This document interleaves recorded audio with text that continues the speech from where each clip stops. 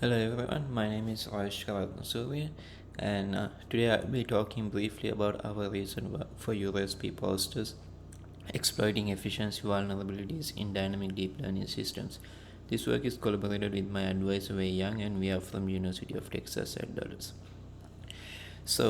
As you know, with the growing need of computational resources for to process to execute deep neural networks, and there should be ways to optimize this computation. So one of these ways is introducing dynamic deep learning systems where you can optimize the computation based on the input's complexity.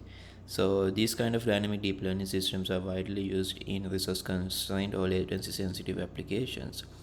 However, although these models can optimize the computation there and also save latency, there are security problems that can introduce new class of vulnerabilities such as adversarial efficiency attacks, where the adversary can manipulate the input to increase the inference time computational cost.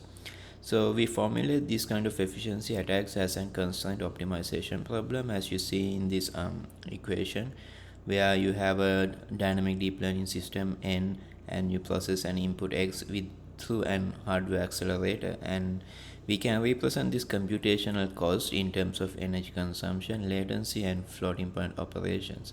So what adversary do here is adversary tries to seek the optimal perturbation delta that can maximize the computational cost. So there are different threat models and adversaries capabilities and knowledges. First, when we talk about adversary goal, the goal of the adversary is to maximize the computation cost. That is, it can be in terms of latency, floating point operation, or energy consumption. And also, when you perturb the input, it should be imperceptible to the users, and these inputs should be adversarial inputs should be realistic and valid in the deployment. So in terms of knowledge and capabilities, the adversary can execute evasion attacks, where the adversary can have the access to the white box, which means it can access the internal parameters of the model. And also the adversary can execute these attacks in a black box manner, where you don't have the access to the model but you have the access to the input and output by training a surrogate model or using an estimator model. Also, adversary can attack these models in a way that it can harm the inference time computation cost through poisoning attacks, where you can do data poisoning as well as model poisoning, and the effect of this is like will harm the inference time computation cost.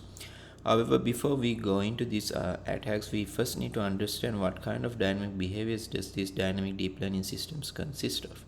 So we did a large survey, and we categorized these dynamic behaviors into four different categories, and this is based on how each dynamic mechanisms in each dynamic behavior can be exploited through the adversary.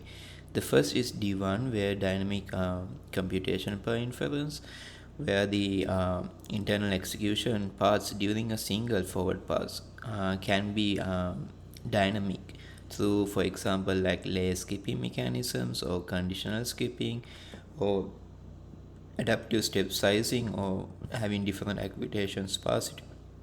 However, they also can have a D2 category, where you have dynamic inference iterations, which means you have a different number of steps in an inference run. For example, in an auto-regressive model, the likelihood of occurrence of EOS token will stop the execution. However, this likelihood of occurrence of EOS token can be dynamic depending on the input's complexity. So it can have like multiple iterations before it triggers the EOS token.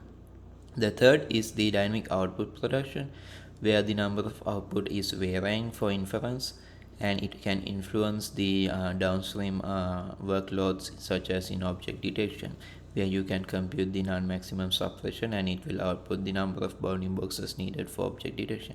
So this can be dynamic, and adversary can manipulate the input in a way that it can produce large number of bounding boxes.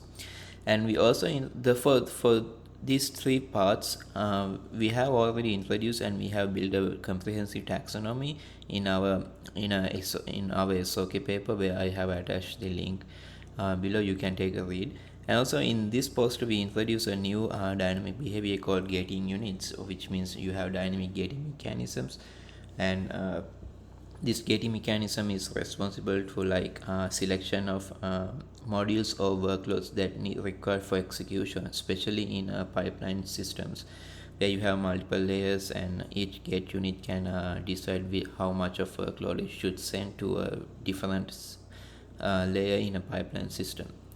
So uh, yeah, and then based on our previous SOK paper, we have several insights, and we found that uh, most of the efficiency attacks are target on specific architecture or focus on an isolated dynamic mechanism, but it does not collectively try to attack the model if you have multiple dynamic mechanisms. Also, we investigated different defense mechanisms. So we tried with input validation techniques, as well as we also tried lightweight input transformation techniques such as JPEG and spatial smoothing defenses. But we find that these are not generalizable across dynamic deep learning system.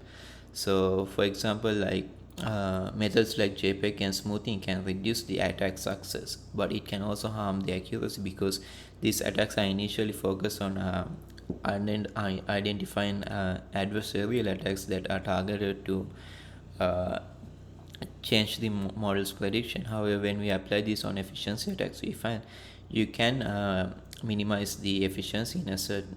You can defend these efficiency attacks up to a certain extent, but it also harms the accuracy. So there's a trade-off between accuracy and efficiency. So we added a new experiment, because we find that existing attacks only focus on few parameter models, but they did not evaluate on large language models or a mixture of expert type architectures.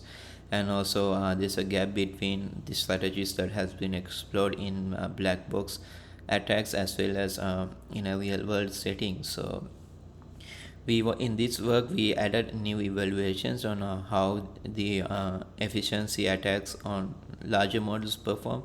So for this work we use like llama 3 billion model, and we use an attack strategy called llm fe checker, where the goal is to delay the EOS token to produce more outputs, which means like more tokens of outputs by delaying the EOS token. Hence you delay the uh, efficient you can harm the computation cost in this llama 3 billion model.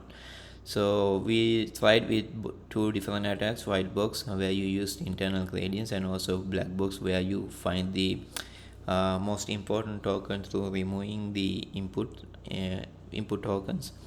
And we find different perturbation granularity, where you perturb a character as well as a word. And we also have different norm bounds 1, 2, 3, which means you perturb one character or two character or three character. And we evaluated on the average change in energy consumption, flops, and inference latency. And here are the statistics we found.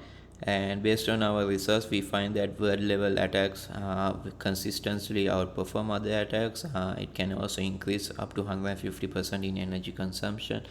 And also black box attacks, character attacks can gain increasing efficiency degradations with respect to the epsilon. And also word level attacks are efficient in inflating the flops, and also maximizing the latency. And we find that llama 3 billion remains vulnerable for these attacks, even in black box and white box attacks with significant computational cost. However, if you see our SOK paper, we find that existing attacks can increase not up to 150, but they can also result up to like around 1000 to 2000% of energy computational cost degradation. But in these large models, we find that as the model size grows, the harm for these through these attacks are minimal. So there's room for improvement in future for proposing different attacks. And also, as future work, We will investigate attacks on emerging models like mixture of experts or design lightweight defense mechanisms for evaluate the robustness and efficient deployment of these models. So I would suggest you to read our SOK paper as well, and we also continuously keep working on this problem. And if you all want to collaborate or reach out to me, you can reach out to me through UT Dallas. And thank you so much for listening our presentation.